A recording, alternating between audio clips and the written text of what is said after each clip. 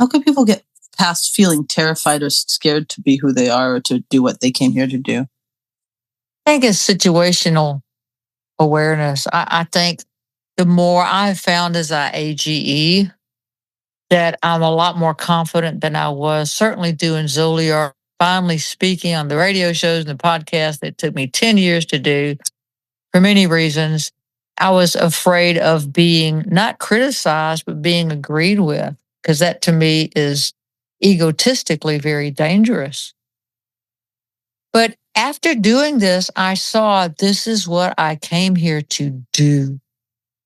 I don't have to attach. When we attach, and what we are afraid of is the consequences. If I do that, what am I afraid will happen? Now, sometimes that's a good thing. You need to have situational awareness and consider the options of what you're doing and why you're doing it. But I can guarantee you one thing, that if you are doing what your soul sent you here to do, you could be Joan of Arc and you're going to be burned at the stake. Maybe that's your job. I don't know. But we imagine the worst. We really do. And it's about social judgment that's so huge, especially these days. Why do some people, and I've seen them online and on television, and it's men as well as women, get all these injections in their lips where they look like blowfish? They're not doing it to look attractive. Do you get that?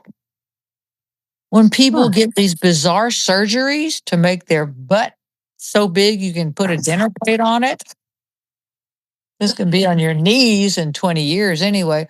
And to get those fat lip, bizarre looking things, they're not doing it to be attractive. Do you know what they're saying? No. They're saying your opinion is more important than me because I'm doing what other people say is fashionable. It's about fashionable. It's about whatever, just watch, whatever starts coming up on social networks over the next year or so of what you're supposed to look like or do. That is what these insecure, dumbass people are going to be doing. Don't follow those people. I told my husband, I said, what if the next fashionable thing that somebody in Hollywood said you have to do, now you have to have eyelashes that are 6 inches long? Think how bizarre that you think about that, how bizarre it is. I joke and say the reason that humans don't have tails, because at some point maybe we did, and these social women were saying, "Oh, look at her tail. She bobbed her tail. She dyed her tail.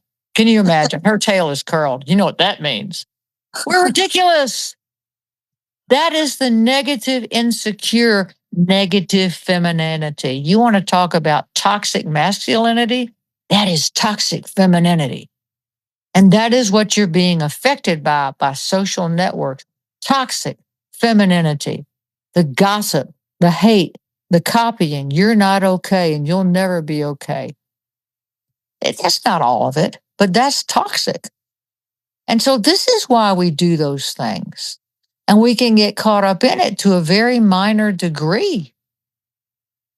The stuff that's out there is just bizarre. And I hope Hollywood's dying out. I really do. Move to UAE or Kuwait or something. I don't know, but I see it dying out. That's because people are beginning to wake up going, you did what to yourself? Are you kidding? So it's something to think about. And you talk about funny, that's funny, but we take it seriously. It is hilarious to think that people will contort themselves in all sorts of ways, not even because they think it looks good, but because they want to make sure they fit into whatever's next. It's all about the optics. It's how things look. And Intel is the optics and the chatter. The intel about the future and the forensics about what's happening. It's all a package. And you're programmed from a very, very, very, very early age to fit in some way. In some way. But these are people that do that. These people are lost. They are shells of themselves.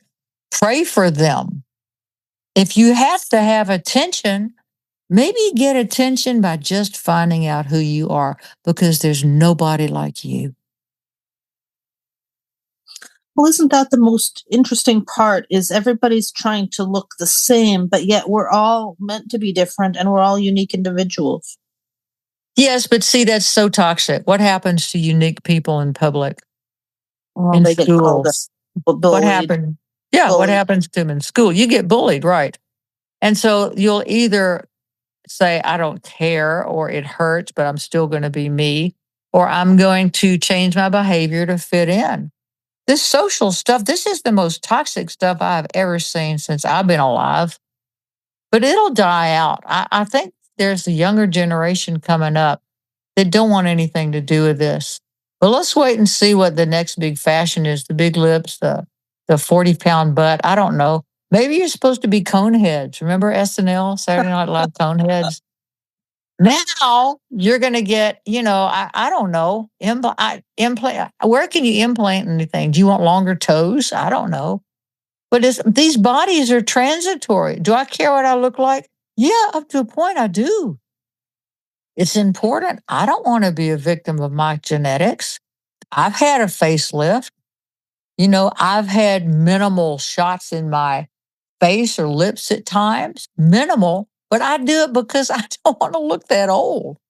But I'm not going to overdo it. I'm not going to do it often, and I don't think about it. Do it, you get it over with. But that's just my reality. My reality. But you can't fit in no matter what you do if you're one of those people that doesn't know who they are. And God bless you and God help you. Get some help. It's social psychosis, is what I call it. It's a good word. Yeah, and I It's mean, psychotic. right. And why hide who you are? There's things that I don't want to reveal about myself. You shouldn't, nobody else should. That's your privacy. When I walk out of this house, I look like my mother. I dress like my mother. I want to look nice. So I take my inside self, I leave it at home. I take my outside self outside. And that for me, I'm not running a farm anymore. I'm not living in Carhartt anymore. At my age, that is who I am now. It allows me to be more kind to myself. And when I come home, I put on my home clothes. But that's just, it came new to me. I was probably 68, 69, 70 before I even did that. So expect yourself to change. Your values will hopefully stay. What you value and what is precious to you, the wholesomeness about you, the grace of you, your boundary systems, these things are precious.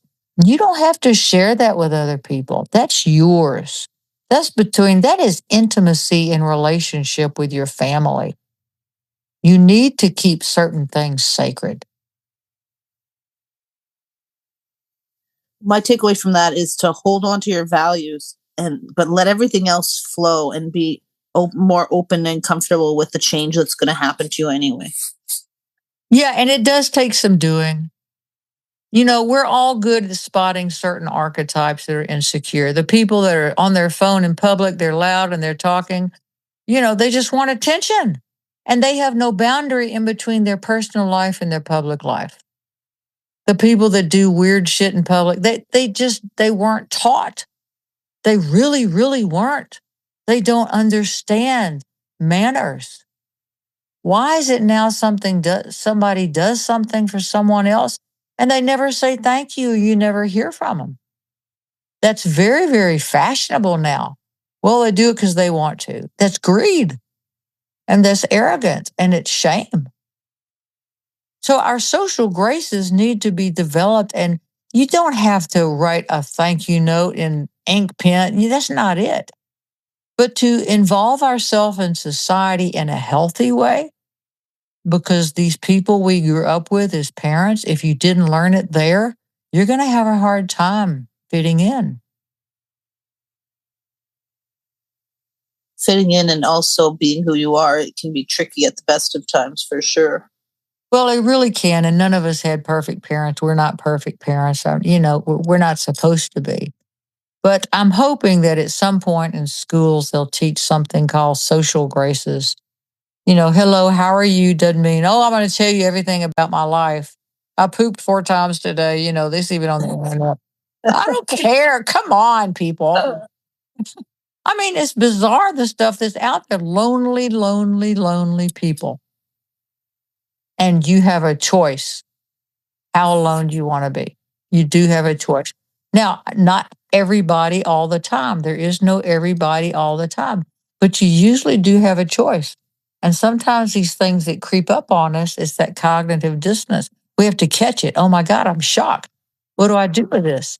What you do with it is connect it to your values. What are your values?